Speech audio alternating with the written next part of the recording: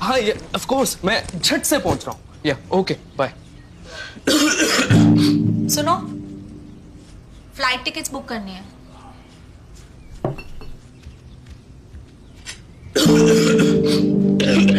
App है ना, झट से कर लूंगा। और बिजली का बिल? वो भी झट से कर लूंगा। और आपकी खांसी?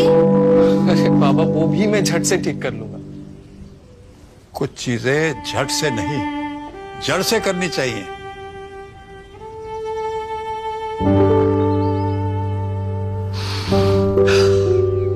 सही कहा था बाबा आपने, कुछ चीजें झट से नहीं जड़ से करनी चाहिए।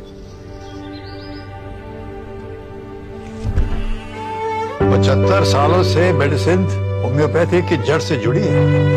मेडिसिन में विश्वास की एक मजबूत जड़ है। 75 years of trusted homeopathy.